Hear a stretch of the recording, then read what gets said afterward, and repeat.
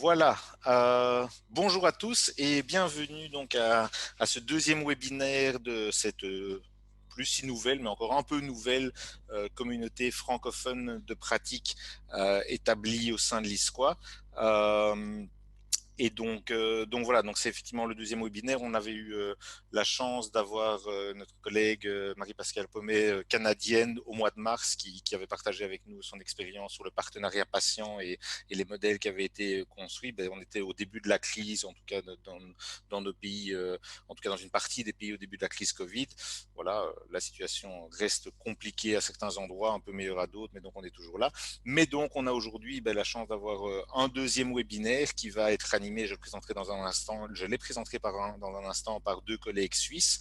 Avant ça, une petite information, c'est qu'on va plus que probablement vous proposer un troisième webinaire à la rentrée après l'été qui tournera précisément autour du Covid-19 et de comment on a pu réagir à la crise, mais vraiment d'une perspective d'utilisation des compétences qualité et sécurité. À ce sujet, il y a eu un article publié dans le magazine de l'ISQUA, notamment par un des orateurs d'aujourd'hui, qui est intéressant à regarder. Et donc, on essaiera d'utiliser notamment cet article-là, mais aussi d'autres sources pour un peu discuter de comment les ressources qualité et sécurité peuvent être utilisées dans une crise, celle qu'on a connue. Mais donc ça sera pour après l'été. Comme Anthony l'a souligné, n'oubliez pas non plus le congrès de l'ISQUA qui aura lieu en février. Crise oblige a été déplacé à Florence et où on essaiera également d'avoir une réunion, en tout cas entre francophones sur place. Je pense que ce sera l'occasion pour ceux qui ont la chance d'être là, de pouvoir échanger de visu plutôt que par vidéoconférence, mode de communication qui est beaucoup utilisé pour le moment. Voilà, donc le séminaire d'aujourd'hui portera sur la campagne qu'est-ce qui est important pour vous, qui est donc une campagne qui est menée dans différents pays de l'espace francophone, mais qui vient d'une campagne à la base anglophone diffusée dans le monde entier. Et donc pour nous présenter un peu non seulement l'origine de cette campagne, mais aussi son application concrète et pratique sur le terrain, on a la chance d'avoir deux orateurs avec nous. Anthony Steins qui entamera la présentation et donc qui nous fera un peu cette historique et cette contextualisation de la campagne. Anthony Steins qui est chargé du programme sécurité des patients et qualité des soins à la Fédération des hôpitaux vaudois, c'est donc en Suisse, titulaire d'un doctorat en sciences de gestion. Il a récemment travaillé avec Charles Vincent sur un rapport national suisse sur la qualité des soins, qui est aussi un sujet très intéressant et qu'on aura peut-être, j'espère, l'occasion de réaborder dans ce cadre aussi, qui sera par ailleurs également abordé lors du congrès de l'ISQUA. Et alors, la deuxième oratrice est Valérie Claire, qui donc travaille à l'hôpital Riviera-Chablais, toujours en Suisse donc. Elle est membre de l'équipe sécurité des patients qui a été clinique dans cet hôpital-là. Et c'est elle qui est responsable au sein de cet établissement de la campagne « Qu'est-ce qui est important pour vous ?» et donc qui pourra du coup nous relater comment ça se passe concrètement sur le terrain pour mettre en œuvre une telle campagne et quels sont les bénéfices qu'on peut en tirer. Voilà, je ne serai pas plus long puisque vous êtes venus pour les écouter eux et pas moi. Voilà, juste petit détail, donc si vous avez des questions en cours de présentation, je vous inviterai à les indiquer non pas dans le fil de conversation qui est actuellement utilisé pour vous souhaiter la bienvenue à tous, mais d'utiliser le Q&R qui nous permettra dès lors de suivre les questions. J'essaierai d'en extraire les quelques éléments, peut-être pas essentiels, mais en tout cas importants que j'adresserai aux orateurs à l'issue de leur présentation pour qu'on puisse avoir une discussion autour de ça. Et voilà, je laisse maintenant la place aux orateurs. Je vous souhaite un excellent webinaire. Merci beaucoup à Denis Herbeau pour cette introduction. Je souhaite donc vous présenter ce concept « Qu'est-ce qui est important pour vous ?» qui vise à découvrir les valeurs des patients pour pouvoir co-construire des soins. Finalement, la question centrale que nous nous posons tous, à l'ère où nous parlons par exemple de PROMS, de Patient Reported Outcome Measures, ou de soins centrés sur les patients. Si on parle de PROMS, de Patient Reported Outcome Measures, la question incontournable par laquelle on doit commencer, c'est quels sont les outcomes qui sont importants pour les patients. C'est ceux-là auxquels nous voulons nous intéresser. Si nous voulons des soins centrés sur les patients, nous devons commencer par nous poser la question que veut ce patient, et pas tous les patients, mais le patient auquel nous nous adressons. Quelles sont ses attentes, ses préférences, ses valeurs, etc. Et pour cela, eh bien, nous aurons besoin d'une approche. Et l'approche qui est proposée, c'est une phrase très simple qui consiste à interpeller les patients, leurs proches ou d'autres personnes. C'est intéressant pour interpeller nos collègues aussi. Qu'est-ce qui est important pour vous? Alors, je vais mettre en place le partage d'écran maintenant pour que vous puissiez suivre la présentation. Voilà. Tout a commencé par un article dans le New England Journal of Medicine par les personnes que vous voyez ici à l'écran, c'est-à-dire Michael Barry et Susan Edgman-Levitan. C'était en 2012 et ils s'intéressaient dans cet article au patient-centered care et ils promouvaient dans cet article les principes du patient-centered care. Et ils enjoignaient les cliniciens à leur tour, c'est ce qu'il y a dans la bulle sur votre écran, à renoncer à leur rôle d'autorité unique et paternaliste, la mentalité « je pense que je sais ce qui est bon pour le patient », pour devenir plutôt des coachs et des partenaires et à aller au-delà de la question « quel est votre problème ?» « What is the matter ?» pour essayer de capter qu'est-ce qui est important pour vous, pour le patient. Et Maureen Bisognano, qui était alors présidente et directrice de Institute for Healthcare Improvement, a lu cet article et a utilisé cette interpellation dans plusieurs congrès dans lesquels elle était oratrice, congrès organisés par Institute for Healthcare Improvement, et notamment lors de l'édition du congrès de Paris en 2014, dans le International Forum for Quality in Healthcare. Eh bien, elle a enjoint les participants à aller au-delà de qu'est-ce qui est votre problème, what's the matter, pour aller vers what matters to you, qu'est-ce qui est important pour vous. Et dans la salle, il y avait le directeur de l'unité pour la qualité en santé du Norwegian Institute for Public Health, Anders Vage. Et Anders Vage s'est dit, eh bien, je vais ramener ceci dans mon pays et je vais très concrètement tester ceci dans un collectif de travail qui est en cours, un collectif de travail pour favoriser des itinéraires cliniques sûrs et coordonnés. Et sur l'image suivante ici, eh bien, vous voyez Anders Vage en train de promouvoir cette idée dans son collectif de travail. Et vous voyez ici la phrase en norvégien, je ne vais pas me hasarder à la prononcer, mais enfin qui dit « qu'est-ce qui est important pour vous ?» Le concept a rapidement eu beaucoup de succès en Norvège, suscité beaucoup d'enthousiasme et l'équipe qui promouvait ce concept en est venue à se dire mais on devrait avoir une journée de campagne annuelle et l'équipe est tombée d'accord pour proposer le 6 juin comme journée de campagne et depuis lors, chaque année, le 6 juin est marqué par la journée internationale de What Matters to You Day. Alors, c'est le 6 juin, pour autant que ça ne tombe pas un samedi ou un dimanche. En 2020, par exemple, c'était le 9 juin, parce que le 6 juin tombait pendant un week-end. L'Écosse et le Canada ont été très porteurs de ce projet, ont été parmi les premiers à étendre à partir de la Norvège ce concept What Matters to You dans une diffusion très, très dynamique. Et actuellement, c'est plus de 40 pays dans lesquels on trouve des campagnes What Matters to You, et dont 12 pays qui disposent d'une démarche véritablement structurée. Ici, vous voyez un exemple du Brésil, d'activités What Matters to You relayées dans cet endroit. Vous voyez que ça peut prendre des formes assez diverses. Ça peut être des dessins d'enfants dans des services de pédiatrie. Ça peut être, comme ici vous voyez, un arbre à What Matters to You afin que des patients ou des collègues puissent mettre des post-it avec ce qui compte pour eux. Donc les formes sont très diverses pour interpeller et attirer l'attention sur cette phrase clé, qu'est-ce qui est important pour vous? Alors en francophonie, c'est en 2019 que la PACS, la plateforme pour l'amélioration de la qualité des soins et de la sécurité des patients en Belgique et la Fédération des hôpitaux vaudois en Suisse se sont concertés et mis ensemble pour lancer une campagne pilote pour tester cette interpellation. Qu'est-ce qui est important pour vous? Donc, ce qui est promu par cette campagne, c'est d'encourager les personnes qui ont une activité clinique à interpeller au moins un patient, à demander ce qui est important pour le patient, à écouter et à prendre en considération ce qui est important pour le patient, et ensuite à faire un retour auprès de son équipe. Alors voilà pour l'historique de ce mouvement What Matters to You.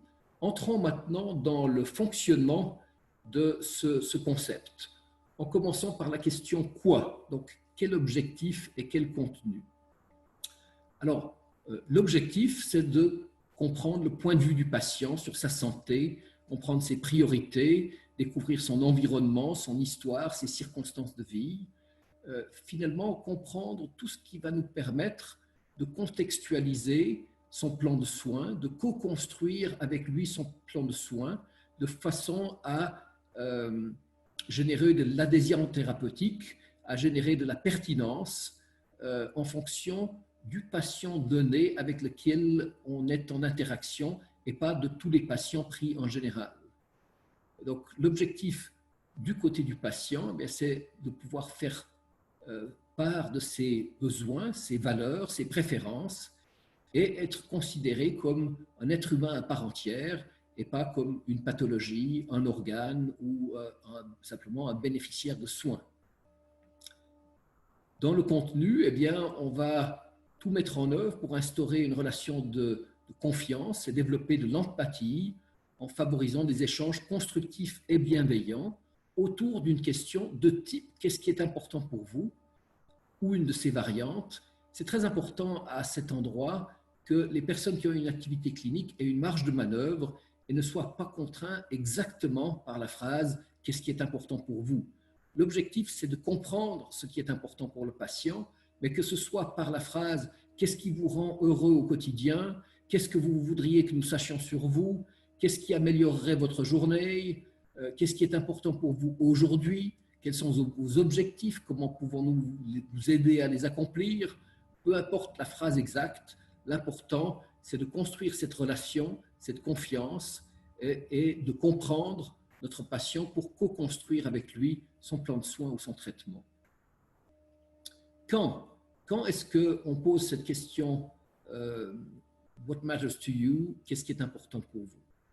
Eh bien, l'échange est bien sûr bienvenu à tout moment, mais c'est particulièrement important que ça puisse ne pas être perçu par les gens qui ont une activité clinique comme une tâche supplémentaire et que ça puisse être intégré à la logique des soins, intégré dans une sorte de routine. Donc, ça conviendrait bien, par exemple, d'intégrer ceci systématiquement à la visite médicale ou systématiquement aux transmissions infirmières au lit du patient, où on profite de poser la question au patient, qu'est-ce qui est important pour vous, et on en garde une trace. Maintenant, il y a des moments un petit peu capitaux, minimaux, auxquels il est vraiment crucial de poser cette question. C'est par exemple lorsque la maladie commence à avoir un impact sur la qualité de vie ou sur le fonctionnement au quotidien, ou lors de certaines annonces de diagnostic pour le patient. Là, c'est vraiment, vraiment fondamental. Mais si ça peut être intégré à une routine et à des temps d'échange réguliers, c'est vraiment l'idéal. Qui initie cet échange? Eh bien, cet échange n'est pas réservé à un groupe professionnel. Bien sûr, ça se prête bien pour le corps médical, bien sûr, ça se prête bien pour le corps infirmier, et tout professionnel de santé peut engager cet échange à condition qu'il fasse bénéficier l'ensemble de l'équipe interdisciplinaire de ce que le patient lui aura dit et qu'il n'y ait pas trois professionnels qui posent d'affilée la même question au patient sans avoir eu de retour de leurs collègues. Donc, si on pose cette question en tant que professionnel, on s'engage à partager les éléments clés de la réponse du patient avec l'équipe pluriprofessionnelle, par exemple dans le dossier du patient ou par exemple lors des transmissions. Comment se déroule cet échange? Eh bien, la première étape, c'est bien sûr de demander ce qui est important pour le patient. La deuxième étape, on y est tous formés en tant que personnes qui avons des activités cliniques, eh bien, c'est l'écoute active du patient, c'est de montrer qu'on écoute, de montrer qu'on est attentif, de quittancer ce qui nous est dit, de relancer, de poser des questions complémentaires, de reformuler, etc. Ça, c'est l'écoute active. Et puis, une fois après qu'on ait écouté, il s'agit de reformuler et de demander validation. Si j'ai bien compris, ce qui vous tient le plus à cœur, c'est ceci, ceci et cela. Et ensuite, et non le moindre, prendre en compte ce que le patient a exprimé. Il ne s'agit pas juste d'écouter, il ne s'agit pas juste de comprendre, il s'agit d'en faire quelque chose. Alors vous me direz, on ne peut pas faire tout ce que le patient demande, on n'a pas toujours les moyens, des fois il y a des choses qui ne sont pas réalistes, etc. Mais, et je ne suis pas en train de dire qu'il faut tout prendre en compte, mais il faut se laisser imprégner, se laisser interpeller, essayer, réfléchir, comment est-ce qu'on peut tenir compte de ce que le patient nous a dit, et peut-être y réfléchir en équipe, et réinjecter ça dans un colloque d'équipe ou dans une transmission. Et puis laisser une trace. Laisser une trace, ça peut être le document de sortie du patient, ça peut être le briefing d'équipe, le dossier patient informatisé et les tableaux blancs. Les tableaux blancs qui seront à la tête du lit du patient se prêtent bien à laisser une trace de ce qui est important pour le patient.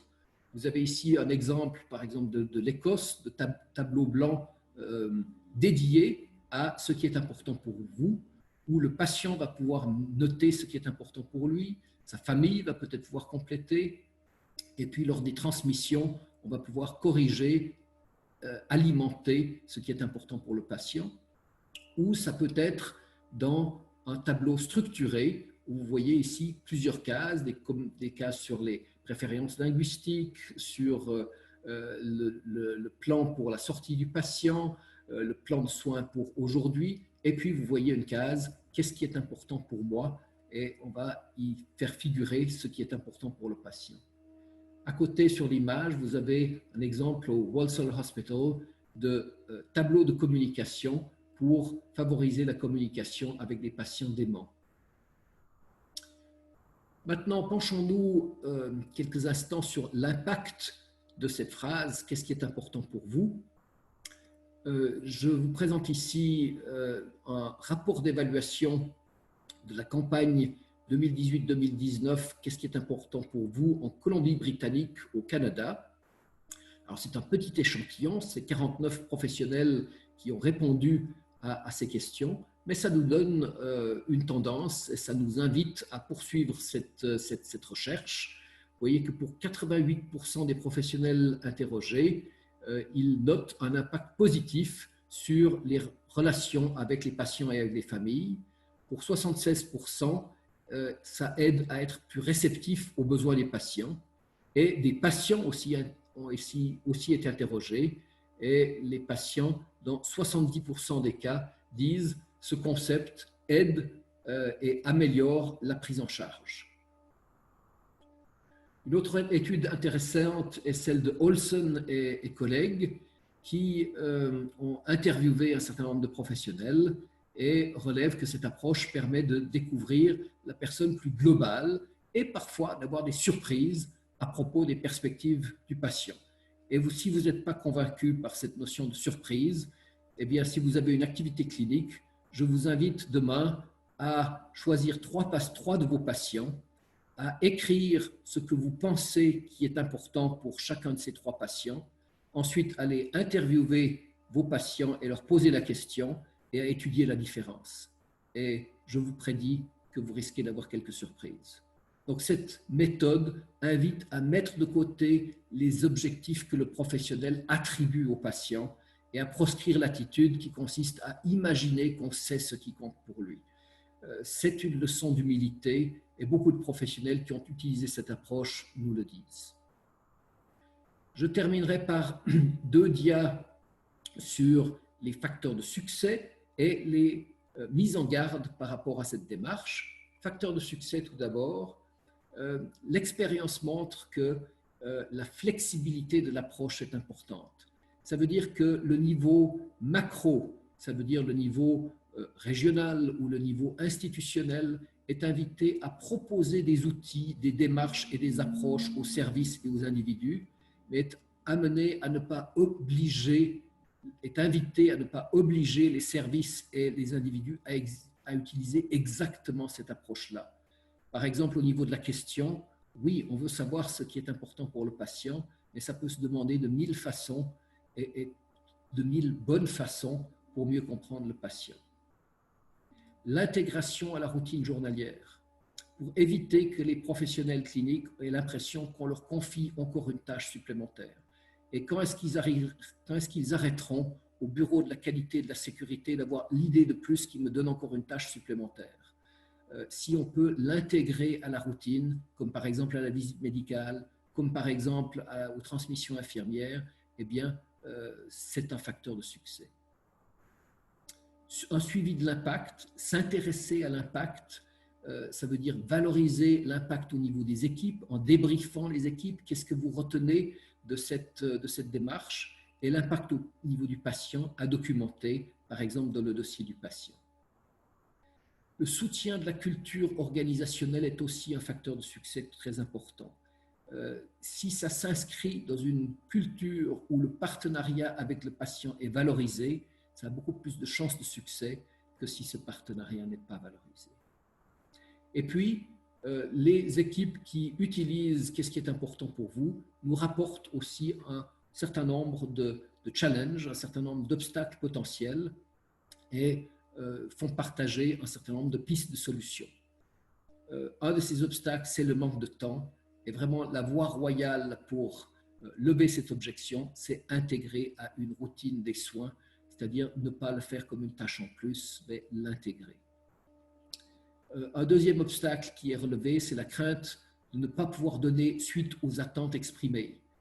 Mon Dieu, si le patient me demande ceci et que je ne peux pas lui l'offrir. Donc, c'est important de clarifier auprès des équipes qu'il n'y a pas toutes les attentes du patient qui peuvent être satisfaites et que ce n'est pas une honte de ne pas parvenir à répondre à telle ou telle attente de la part du patient.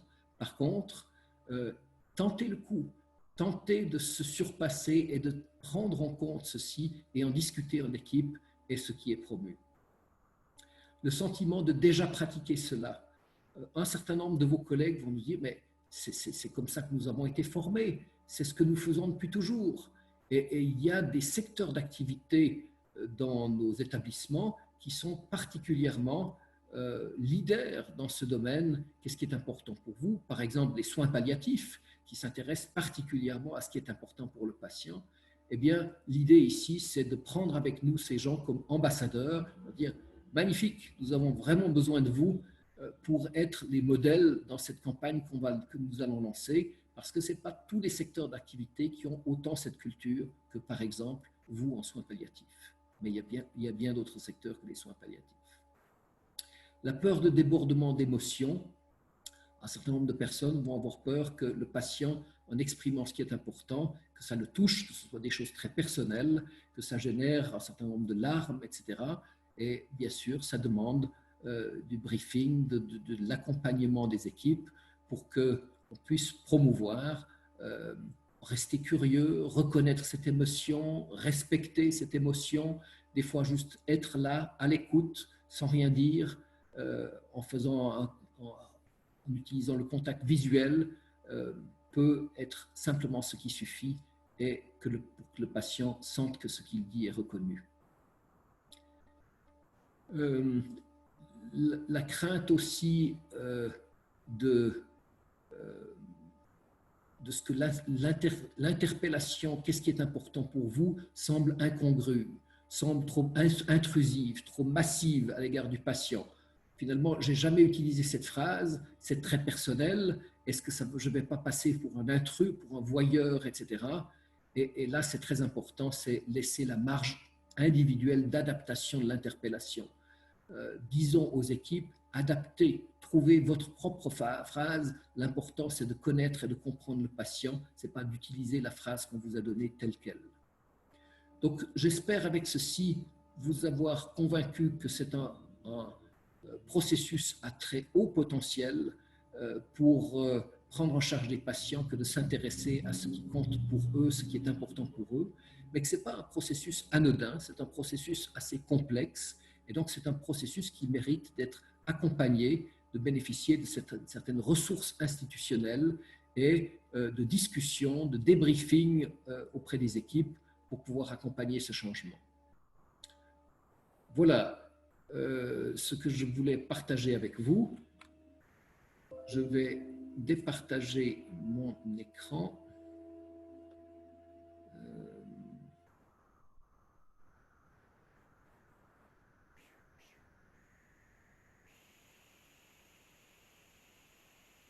Voilà, et je vais proposer à Valérie Claire de prendre le relais sur la présentation et de nous partager l'expérience de l'hôpital Rivière-à-Chablais.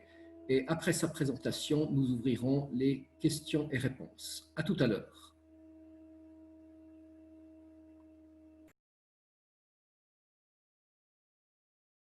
Valérie, ton micro est encore coupé. Voilà. Est-ce que vous m'entendez? Parfait. Oui. Bonjour, je voulais vous présenter donc notre mise en œuvre à l'hôpital Rivière-à-Chablais et puis tout d'abord vous parler de notre hôpital qui depuis novembre 2019 le centre hospitalier de Rennes regroupe l'ensemble des soins aigus. Il est complété par 2 permanences médicales ainsi que les activités de gériatrie et réadaptation qui se trouvent sur 2 autres sites. Et nous sommes environ 2000 collaborateurs. Alors, si ça veut bien fonctionner.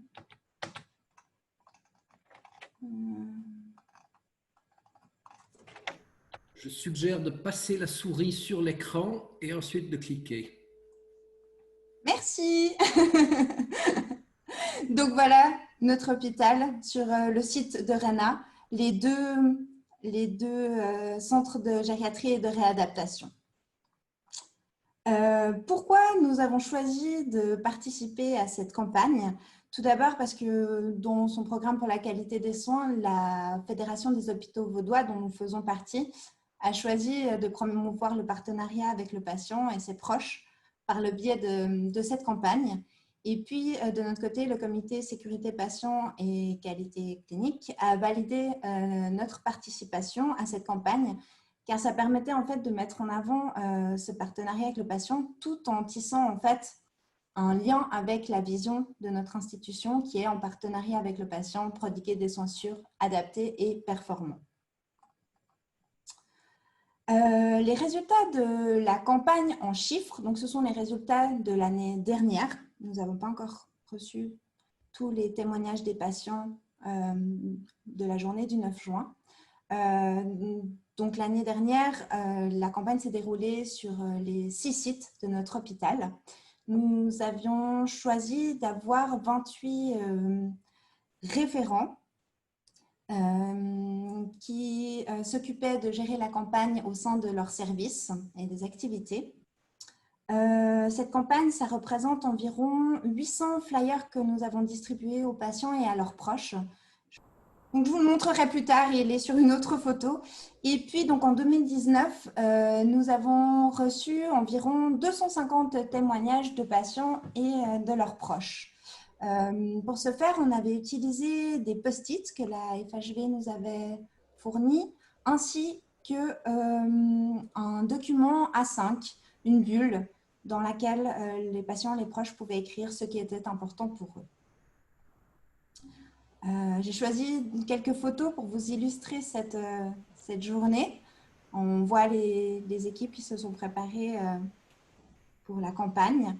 La gériatrie et la réadaptation ont choisi de s'approprier la campagne en faisant une affiche avec un patient qui témoignait. Aux urgences, par exemple, le support pour les témoignages, c'était dans la salle d'attente des urgences.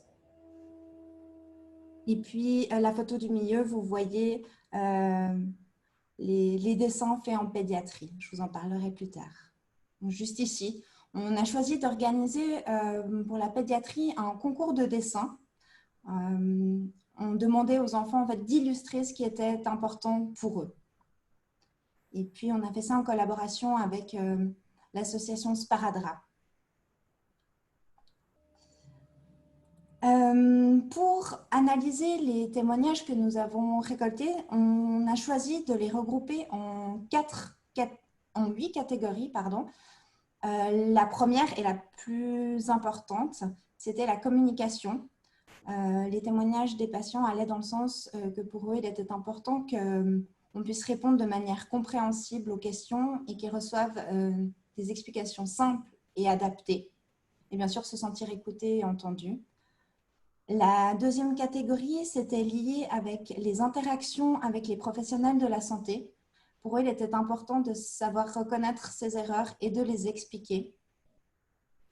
Au niveau de l'environnement, le plus important pour la majorité des patients, c'était l'accueil et la qualité de la nourriture. C'est d'ailleurs quelque chose qui ressort beaucoup dans les questionnaires satisfaction des patients. Ensuite, il y a une autre catégorie, c'est les attentes financières.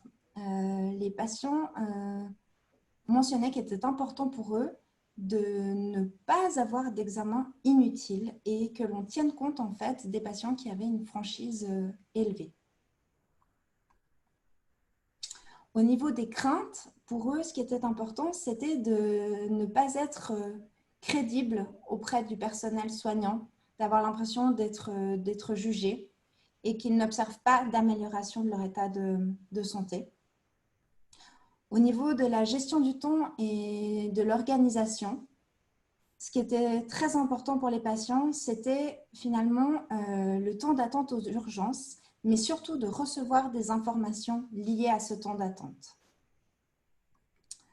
Pour ce qui était des résultats et des objectifs, surtout au niveau de la physiothérapie et des CTR, c'était en fait un besoin de retrouver rapidement leur autonomie et de pouvoir retourner à leur domicile. Pour finir, on a choisi de mettre une catégorie autre avec des témoignages plutôt drôles. Le premier, c'est que ma femme me fasse à manger. Et le deuxième, c'était de retourner au lit car j'ai mal aux fesses. C'était un patient qui était assis sur son fauteuil et qui rêvait que d'une chose, c'était de retourner dans son lit. Sinon, finalement, on a reçu énormément de remerciements destinés aux équipes et de témoignages d'expériences positives. Ensuite, l'expérience vécue par les collaborateurs. On a demandé aux collaborateurs de nous faire un petit feedback de cette journée. Et puis, il y avait deux catégories, les bénéfices qu'ils en retiraient vis-à-vis du patient. Pour eux, c'était l'application dans la prise en charge. Et puis, ça permettait d'engager la conversation sur un autre sujet finalement que la maladie.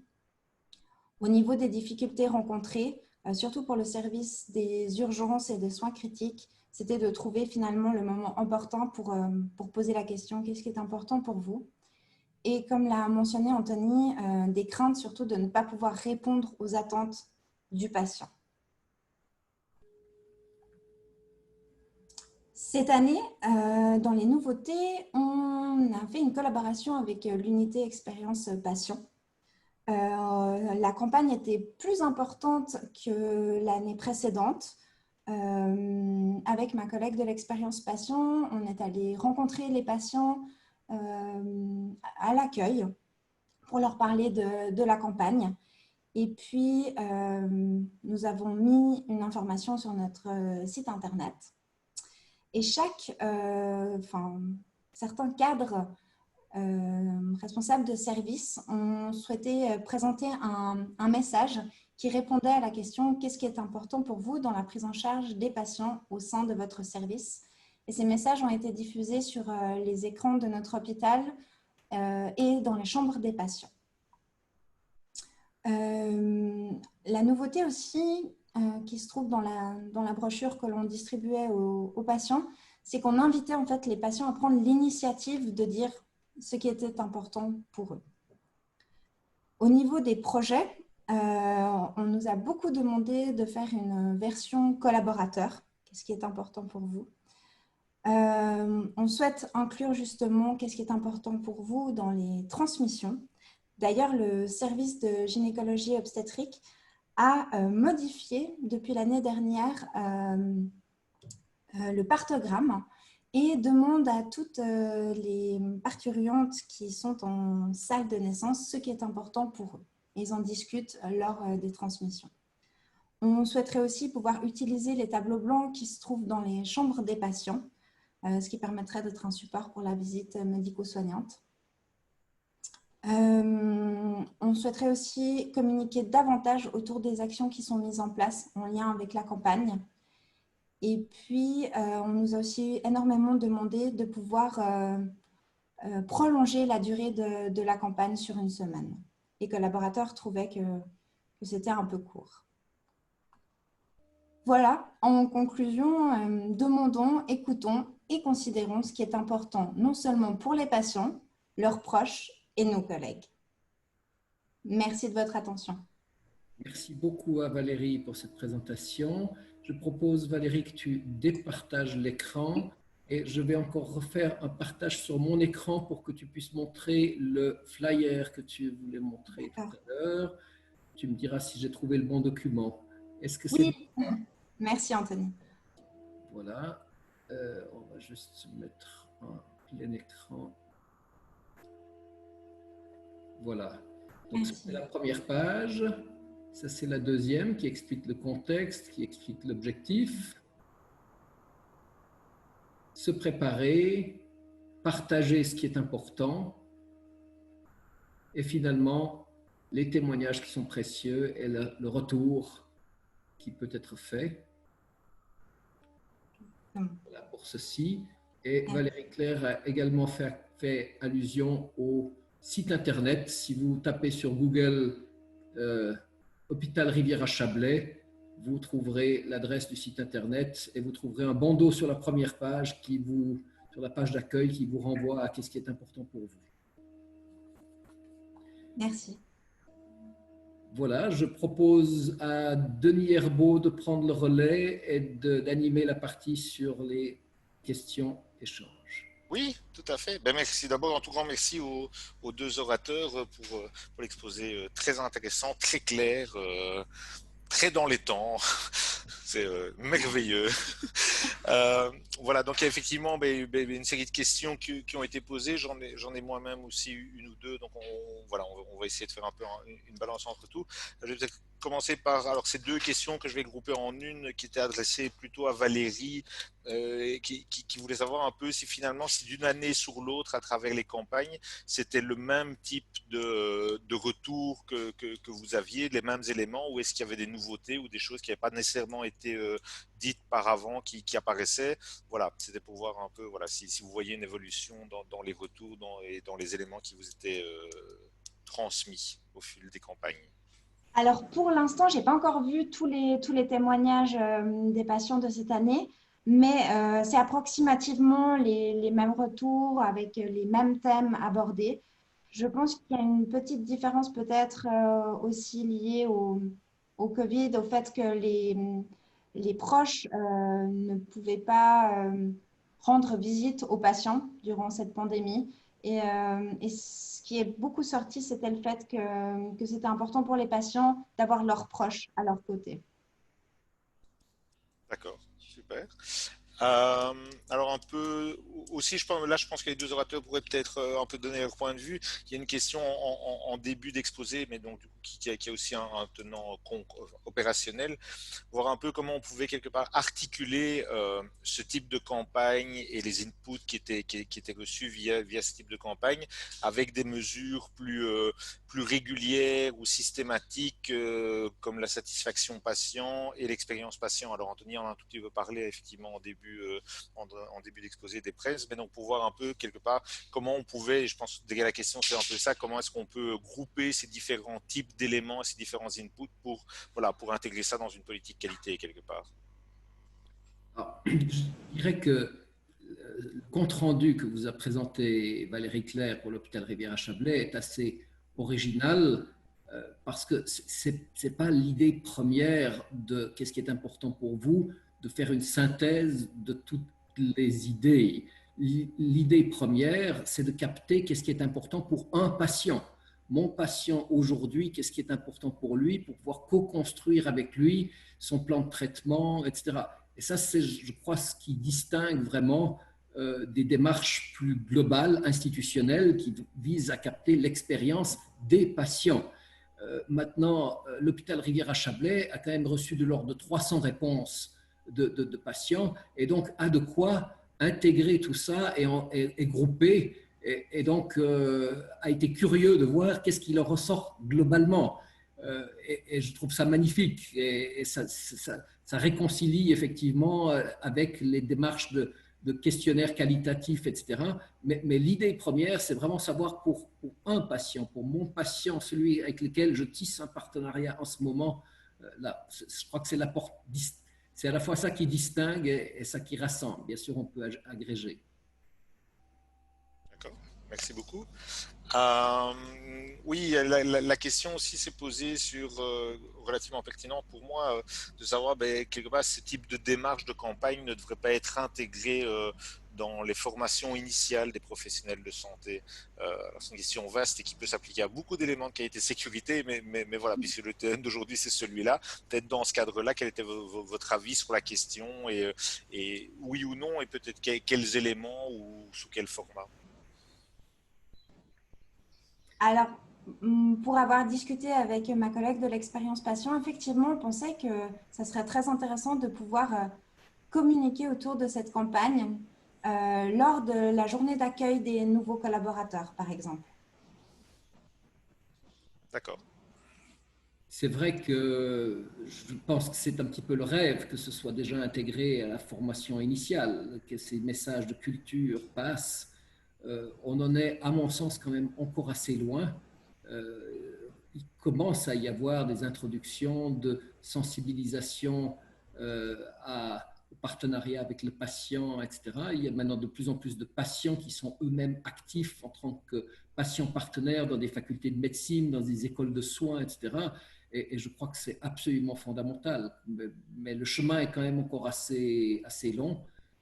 Maintenant, là, on a l'avantage d'avoir aussi une phrase qui est une accroche assez simple, qui, même si on n'a pas tellement suivi de formation sensibilisation, on offre un outil qui est relativement facile d'accès à aborder. C'est le mérite aussi de cet outil.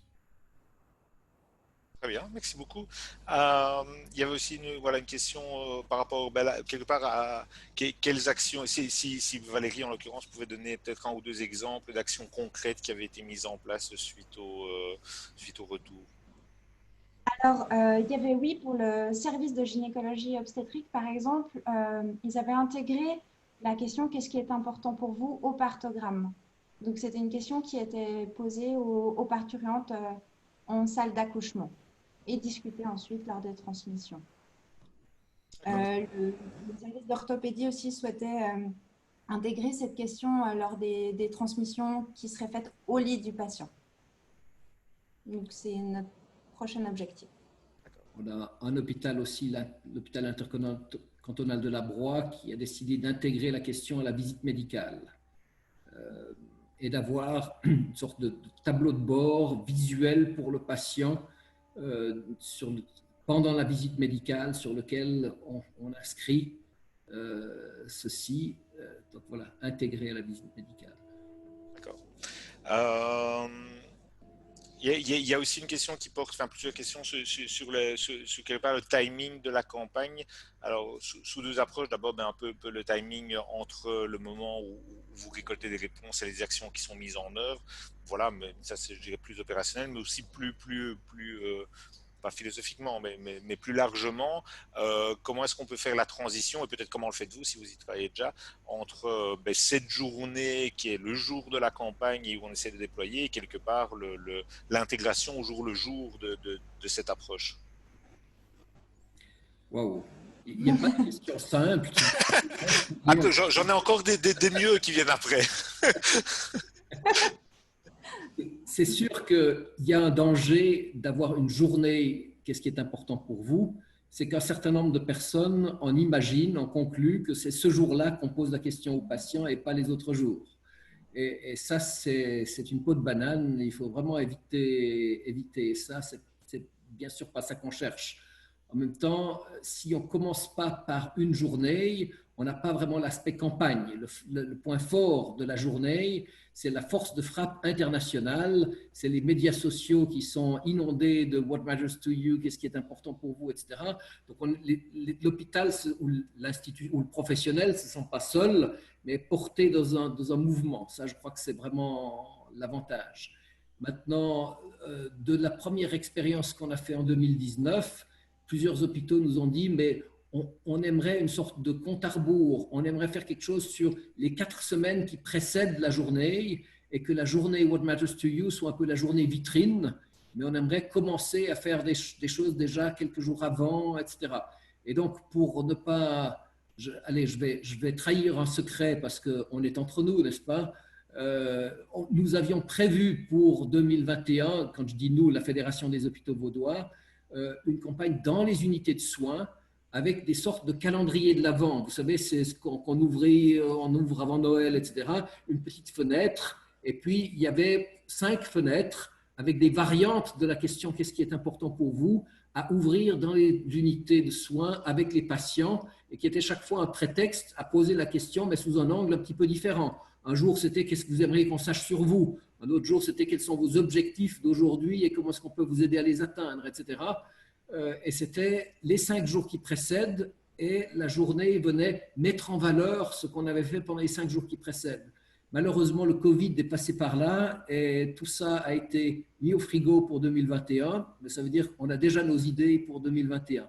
Mais ça veut dire que la réflexion, la question que partage ce participant, c'est bien le genre de questions qui se posent dans les établissements de la FHV. Et pour ça, on va utiliser du PDCA. On va devoir tester et affiner notre concept pour trouver quelque chose qui colle le mieux, à la fois dans la durée, en se cristallisant sur une journée. Merci beaucoup. Une autre question qui, je m'excuse, n'est pas beaucoup plus facile, mais c'est pas moi qui les pose en même temps, donc je ne fais que les relayer. Qui posait une question, voilà, que je voulais aussi adresser par ailleurs, c'était l'aspect pour le personnel, donc la version collaborateur, et de voir un peu quelle forme ça pourrait prendre et l'utilisation potentielle tant en interne mais aussi en termes de gouvernance et d'équilibre qui peut exister. Voilà, c'est vrai qu'en Belgique on a déjà eu, alors pour reprendre mon cas, on voulait diffuser un questionnaire qualité de vie au travail, bien-être du personnel et voilà, on nous a fait comprendre que voilà, faut utiliser ça par rapport au syndicat, ça serait un peu compliqué. Enfin voilà, ça pourrait créer des problèmes. Voilà, quelle est un peu votre vision là-dessus et comment vous pourriez avancer Valérie, voilà. Tu veux dire? Je veux bien me risquer. Pour être honnête, cette année, on avait très envie de déjà mettre en place cette campagne. Qu'est-ce qui est important pour vous, collaborateurs? Parce qu'effectivement, on venait de vivre un déménagement qui n'était pas tout simple, mais qui s'est extrêmement bien passé. Et on pensait que c'était important de cerner finalement les besoins et les valeurs que défendaient les collaborateurs. Je pense que ça peut apporter beaucoup au sein d'une équipe de connaître les besoins, les valeurs et ce qui est important pour ses collègues finalement. Malheureusement, il y a eu le Covid. Puis, suite à ce Covid, nous traversons une crise financière. Donc, effectivement, nous avons eu un peu de mal à aller aborder les ressources humaines pour leur demander si nous pouvions mettre en place cette campagne. Je pense qu'on aurait eu beaucoup de retours, peut-être beaucoup de revendications. C'était peut-être pas le meilleur moment pour lancer cette campagne, mais j'espère vraiment qu'on pourra faire un test l'année prochaine. Mais je pense qu'il y a un vrai potentiel. Par exemple, intégrer cette question au point de situation annuel que tout cadre fait avec son équipe, comprendre dans cet entretien, je ne sais pas comment vous l'appelez, nous on l'appelle souvent entretien d'appréciation par exemple, intégrer formellement qu'est-ce qui est important pour vous, pour que je sache, mon collègue, mon collaborateur, collaboratrice, qu'est-ce qui est important pour lui ou pour elle. Je crois que pour un cadre, c'est fondamental. Et pour un collègue aussi, si je travaille en binôme avec quelqu'un, etc., savoir ce qui est important pour cette personne, ça aide dans la répartition des tâches, ça aide à valoriser, on va pouvoir construire un partenariat assez différent. Donc, je pense que c'est fondamental. D'ailleurs, c'est une des premières questions qui est posée dans le programme Improving Joy at Work. Tout à fait. Alors une autre question porte mais quelque part, quelle est la complexité ou la difficulté de répondre aux demandes qui sont formulées par les patients et les familles? Et donc quelque part dans le sens, voilà, est-ce que finalement le fait de poser cette question nous met face à des choses qu'en pratique on est incapable de mettre en place et donc très compliquées, ou bien est-ce que finalement on se rend compte que peut-être avec des petites choses, bon, on peut répondre facilement ou relativement facilement à des demandes et donc à ce qui est important pour les patients et les familles. Bon, qui est-ce qui commence? Je commence. Oui, commence. Je pense que c'est beaucoup une question de quelle contrainte est-ce qu'on se met. Est-ce que la contrainte, c'est de répondre exactement à ce que demande le patient ou est-ce que c'est de prendre en compte ce que dit le patient? Le patient est en fin de vie dans un service de soins palliatifs, il aimerait encore voir son chien avant de mourir. Oui, mais le chien est à 100 km de là, etc.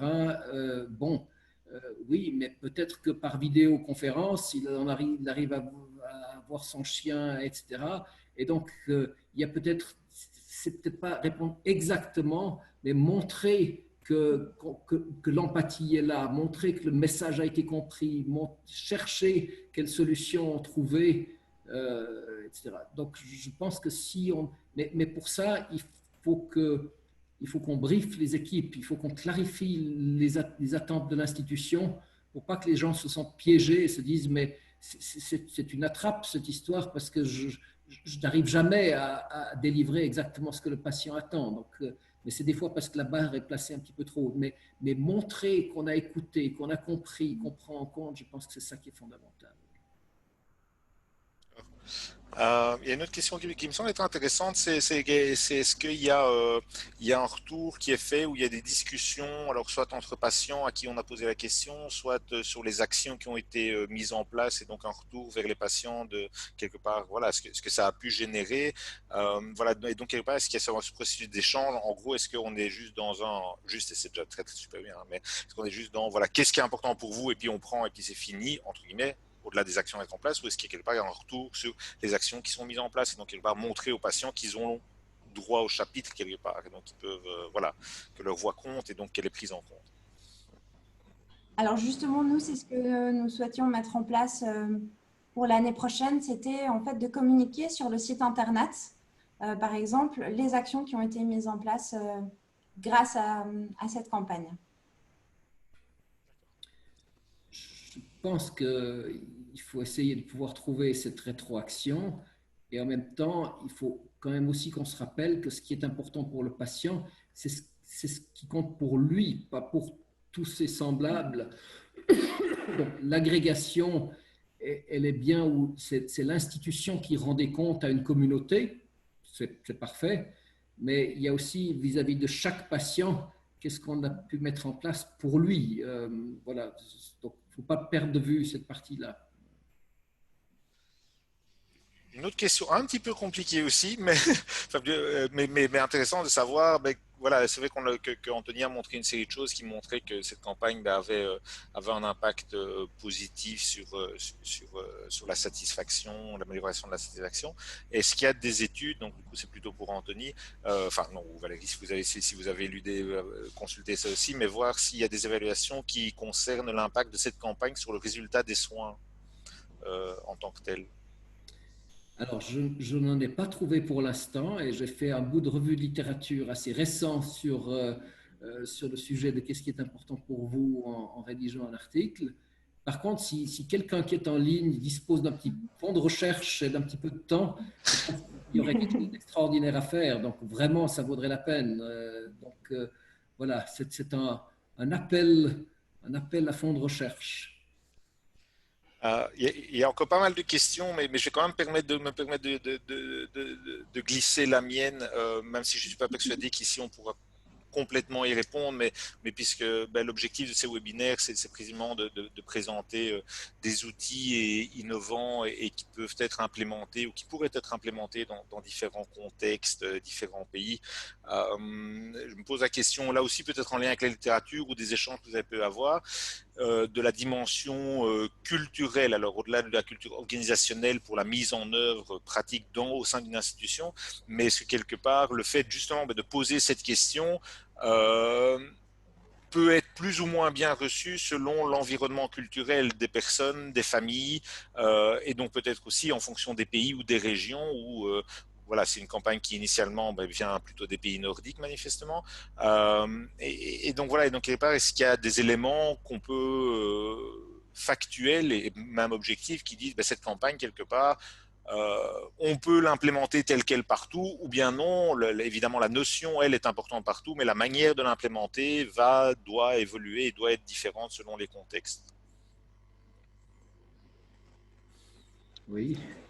Je peux retirer la question si tu veux, on en discute une autre. Je pense que ça demande beaucoup d'humilité, tenter de répondre à un truc comme ça, parce que mais ce serait de nouveau un sujet passionnant pour une recherche en prenant dans plusieurs pays. Et je sais qu'on a en ligne, en ce moment même, dans ce webinaire, des gens je vois défiler les noms et je reconnais diverses personnes et des amis aux quatre coins de la planète. Ce serait passionnant de chercher quelles sont les différences de sensibilité culturelle. Il y a qu'un seul endroit où j'ai une intuition assez forte. Ce n'est pas une certitude, mais c'est une intuition assez forte. Mon intuition, c'est qu'il y a plus de variabilité sur la réceptivité par les soignants que de variabilité sur la réceptivité par les patients et leurs proches. J'ai l'impression que recevoir cette question et cet intérêt, qu'est-ce qui est important pour vous? Mon intuition, c'est que c'est assez universellement bienvenu et reconnu du côté des patients, mais que par contre, mettre ça dans la tête du patient, c'est peut-être moins facilement reconnu par les pairs, etc., dans certains environnements que dans d'autres, dans des cultures plus paternalistes à l'égard du patient versus plus partenariales, etc. Et qu'à ce titre, il y a beaucoup de diversité selon les pays. Mais voilà, je me hasarde déjà beaucoup.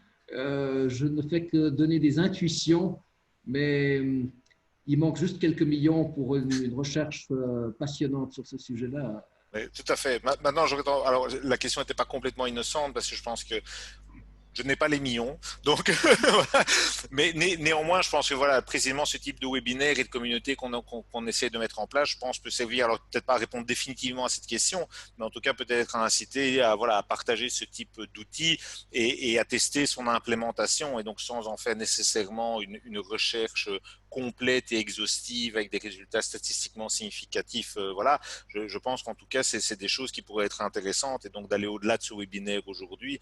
Et je pense que pour les participants qui seraient intéressés, peut-être s'adresser justement à Anthony et à Valérie pour voir un peu comment eux pourraient mettre en place ça, et puis peut-être voilà, si on trouve X pays, régions, villes, institutions intéressées dans différents contextes, pouvoir confronter un peu les expériences doit permettre a priori à tous de s'améliorer. Et donc la question n'était pas complètement, elle a été compliquée, mais pas juste pour le plaisir d'être compliquée, mais aussi je pense, voilà, moi je voulais vraiment ouvrir ce point-là parce que je pense que ces webinaires sont intéressants et voilà, c'est un mouvement qui se lance, on espère qu'il va perdurer, mais je pense qu'on peut vraiment vouloir, enfin moi mon objectif c'est de pouvoir aller plus loin, et donc précisément pouvoir commencer à tenter de répondre à ce type de questions, mais simplement pour la mise en pratique d'abord dans différents contextes et confronter des expériences et voir comment on peut avancer par rapport à ça. Voilà, il est 17h02, donc je vais essayer, je suis belge, donc moi je dépasse toujours un petit peu, voilà, mais donc je ne vais pas trop dépasser.